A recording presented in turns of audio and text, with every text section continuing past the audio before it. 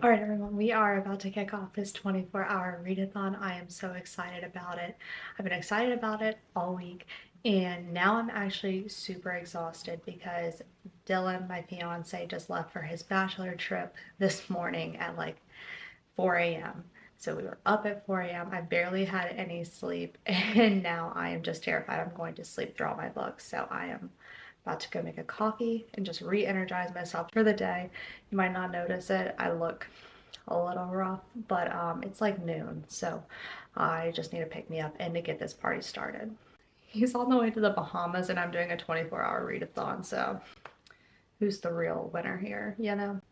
You might also notice this isn't like my house. I'm at my parents', so that's really nice. They have a pool, so I'm hoping to spend like a lot of time out there and soak up the last little bits of summer, but we brought a full stack of book sleeves so that I have lots of options for this readathon just in case like one isn't intriguing me and I need to switch over.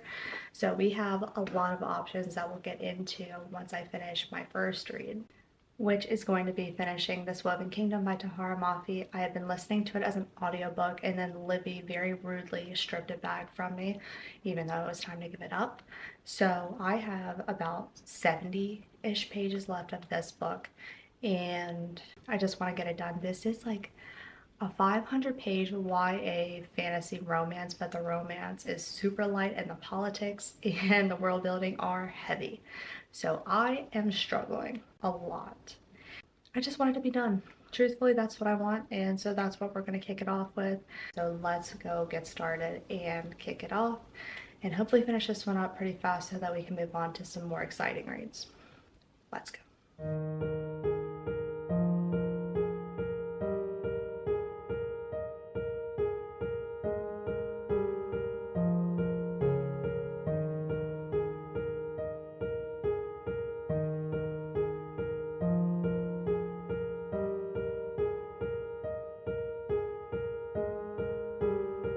Okay, time for a reading update. I finished the last like 70 pages of This Woven Kingdom, and that took me about an hour and 11 minutes.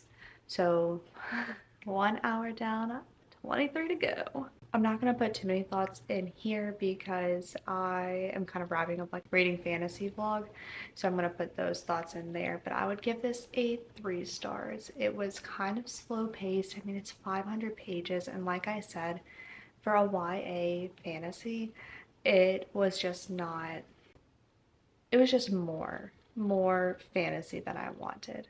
And the plot's good. I like the lost air trope. I think is super fun, but the way that it's done in here, I don't think that I enjoyed it up until the very end.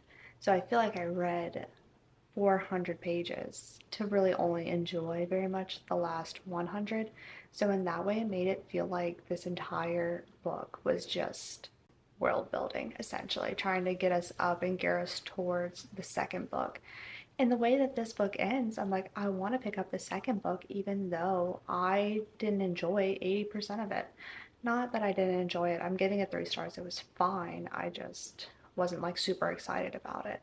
The romance, very brief, and the politics are heavy. So if you're looking for more politics, this is the one. But normally in YA, I'm used to seeing more romance and an easier world.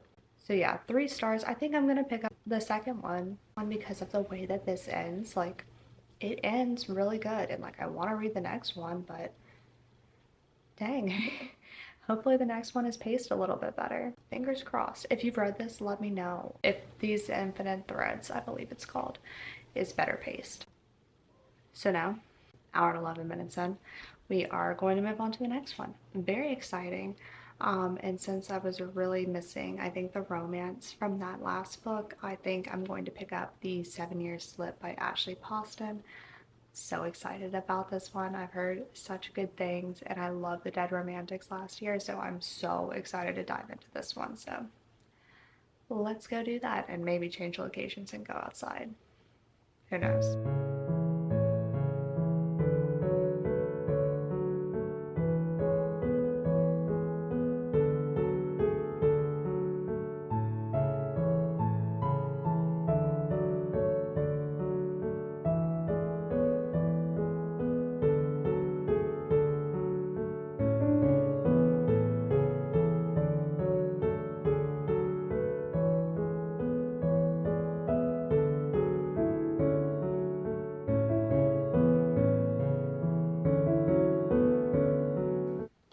So we are about 100 pages into The 7 Year Slip by Ashley Poston, and I just got to the point where I started really enjoying it.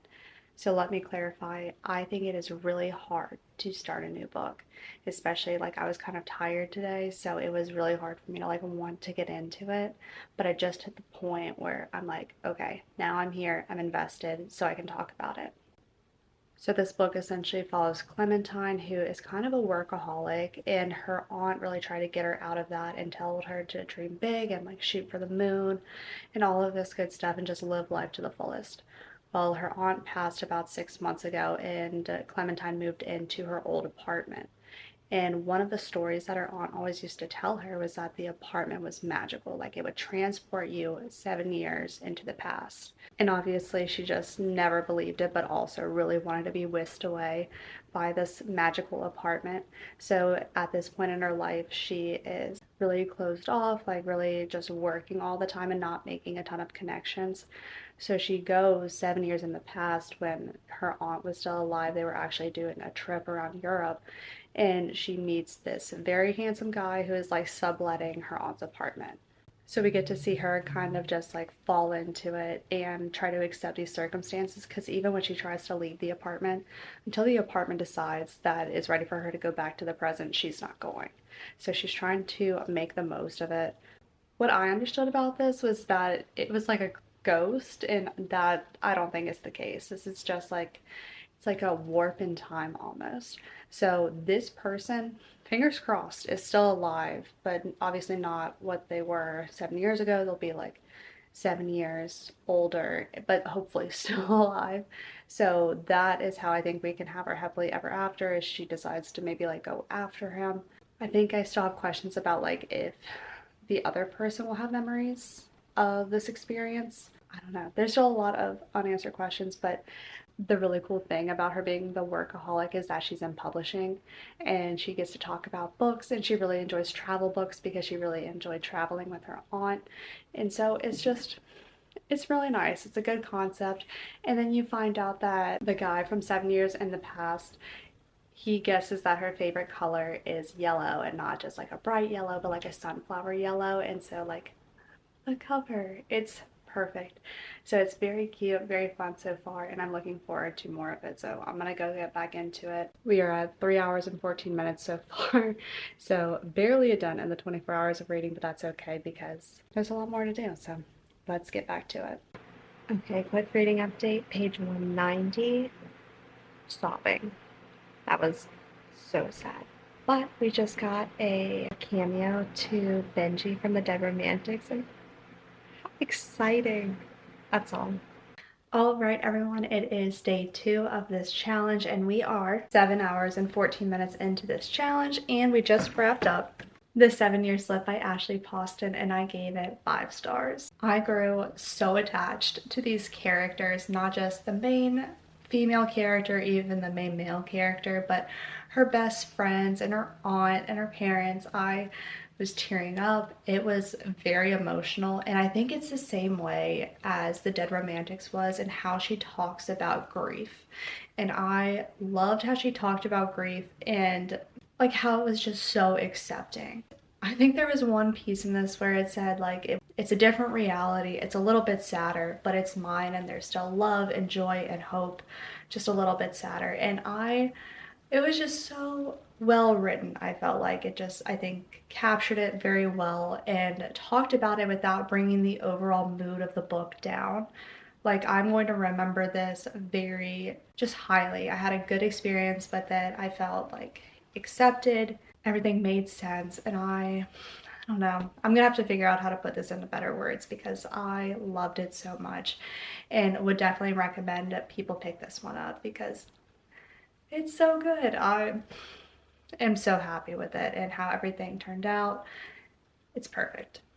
That's all. So now that we're done with The 7 Year Slip, and I just need to comment that sometimes I feel like contemporary romances aren't that good for me because there's nothing. I think I like a subplot of romance, and I like individual development and the supporting characters, their stories. Like, I just like for it to be more than the romance. So I love when I get a really good romance book that just kind of satisfies all of those. So now I'm debating what to read next because I'm in like a romance mood, but I guess a very specific romance mood.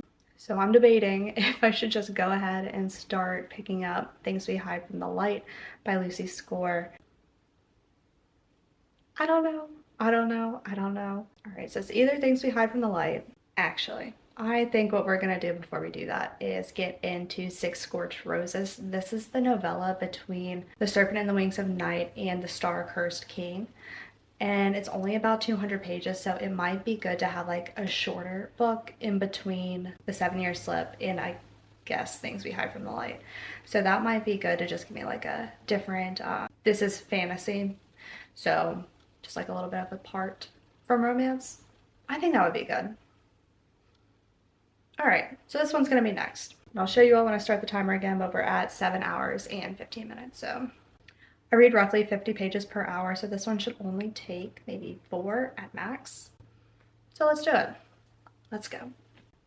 All right, everyone, obviously we are back in my office, so we have made it home. We had some unexpected things come up last night, so ended up not reading nearly as much as I was planning, but wanted to give you an update nonetheless. 2 days ago, I finished Six Scorched Roses by Carissa Broadbent, and I gave this 4 stars. It was actually such a good novella. Normally, novellas to me are just vibes. They aren't really a whole story or anything too intriguing, but I love this one. It was so good. I actually was thinking about how other books should probably consider being this short and concise because it was a good story. I was hooked to the characters, and I'm even more excited because I'm hoping that they're going to show up in The Ashes and the Star-Cursed King, because this is the novella in between The Serpent and the Wings of Night and The Ashes and the Star-Cursed King. So I loved it. It was really good and easy to get into. It had a good premise, and I was very happy with the ending. So I can't wait to see what's next. So this definitely got a higher rating than I normally rate novellas, but that's because to me it was more of just a story that was just concisely written. I liked it. I liked it. On the other hand of concise, we have Things We Hide from the Light. I started this yesterday. I think I maybe read for 2 or 3 hours yesterday, but I am 240 pages in. So normally that would mean that I'm about 70% of the way through and about to wrap it up. But no, we are 40% into this book. But as much as I complain about it, I don't actually mind. This story is actually really good. I enjoy the characters. I enjoy the town. The plot is good. It's more of a suspense romance, and I like it. It's definitely a slower burn, and I don't have any complaints. It is long-winded. There's no doubt about that. We probably could have come to the point, but I don't mind that we're not. We're all just kind of hanging out together, vibing and knock 'em out. So it's going well overall, 40%. So I would like to read a good chunk more of this today, if not finish it. I couldn't be so lucky, but it would be nice. I have been keeping up with my timer, and we are at 15 hours and 30 minutes. So we have a lot more to this challenge. I don't think I realized when I set out how long 24 hours actually is when you are counting every single minute. We finished one book. We didn't start to finish it, but we finished one book. We start and finished another book, and then we start and finish a novella. But it was still 200 pages. And also we've read another 240 pages. So we've read a lot, and we still have 8.5 hours. 8.5 hours to go. Yikes. This is gonna take me probably a hot minute if we're all being honest here. Sorry about that, everyone, but we are going to do it. We're gonna finish it, and we're gonna be proud that we did it. So let's get back into Things We Hide from the Light, and I'll keep you all updated. All right, everyone, it's me. So horrible news. I reset my timer. How? I don't know. I woke up, I had like kept to try to keep the vlog going after this weekend was just not that good, and it just wasn't there anymore. I made it to about 17 hours and then the next morning it was gone. So I figured that was my sign to probably just end this bad boy off. I'm not going to delete it. I'm just going to say it's a failed attempt and hope you all enjoy the footage throughout, because I did get a lot of fun like reading done, and I'm going to try to capture all that here in a minute. But yeah, this is way harder than anybody tells you. Just kidding. I think a lot of people say that it's hard, but now I'm personally feeling it. So let's talk about the books that we finished and read and kind of what we got done in that 17-hour span. So first, we finished This Woven Kingdom by Tahereh Mafi. I had about 70 pages left of this, but I am still counting it.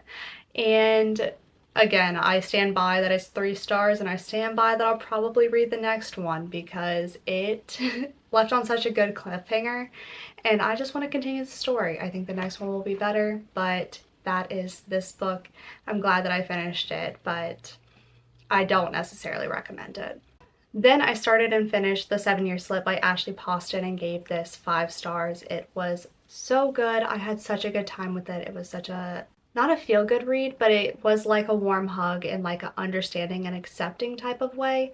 So I loved it. If you like the Dead Romantics, you are going to like this. It has similar themes of grief, but it doesn't necessarily bring down the overall plot of the book. So I really enjoyed it and would encourage everybody to pick it up. Then we read Six Scorched Roses by Carissa Broadbent, and this was such a good novella. Normally, for me, I feel like novellas are just vibes, and it's not really progressing much. It's just they're hanging out. I guess I'm mostly thinking of A Court of Frost and Starlight from the ACOTAR series, but this was actually a whole new set of characters in a different location, still in the same world as The Serpent and the Wings of Night, but it was completely different vibe, but I still loved it. There were still vampires, and that's what I'm here for. So it was still really good, and I am very excited to see these characters hopefully in the Ashes and the Star-Cursed King. I listened to about 10% of Wicked Beauty by Katee Robert. I'm loving this. I didn't really show much footage of me listening to it or doing my audiobook, but I did count that in the 17 hours, but it was only like 10%, so maybe 1 hour. I love the Dark Olympus series by Katee Robert. When I talk about a Greek mythology retelling, these are the kind of stories I'm talking about. It's modern, it has some good spice, but it has really good plot too. So I am really enjoying this so far. I'm at about 40% now, and I'm loving the trials of Helen trying to become Ares while everybody else is also competing to be Ares, but Helen is the prize. So she's really competing for her own freedom, and I love that. I think it's also going to be a wide choose, so fingers crossed. And then lastly, I got about 200 pages into Things We Hide from the Light by Lucy Score, and I am actually loving this. I have put this off for so long because it's so big. I mean, so big. I stand by that romances should not be this big. But I'm just vibing and knock 'em out, and I'm not even mad about it. I love the characters in the found family. I'm really enjoying Nasha and Lena's story more than I thought I would. So I'm just having a great time. I am reading it on my Kindle through Kindle Unlimited because otherwise, I mean, I would just be holding a brick. And it's not, I mean, it's not good flop, guys. It's not good flop. So I feel good about it. I'm almost done with it now, and Things That We Left Behind just came out, so I'm so excited. I might just keep going and enjoying this story and just stay and knock them out for a little bit longer. So okay, so here are the reads. We read from start to finish The 7-Year Slip and Six Scorched Roses. We finished This Woven Kingdom, and then we started Wicked Beauty and Things We Hide from the Light. So overall, really good reading, I think. I mean, it's way more than I normally read in that amount of time, so I felt really good about that. I'm sad that I didn't make it to 24 hours, but I feel good that I got a lot of reading done, so I'm not really that mad about it. I think I'll try this again maybe a little bit later when I have more time, but that's okay. And maybe a better stopwatch because I don't know how I hit reset on it, which is extremely unfortunate. But I hope you all had a good time with this vlog. If you like this, please let me know in the comments down below and I'll try to do it again and actually complete it. But I am planning to do 7 books in 7 days on my upcoming trip, so look forward to that. As always, thanks for stopping by my channel, and like, comment, subscribe, all of those fun YouTube things, and I will see you all in the next one.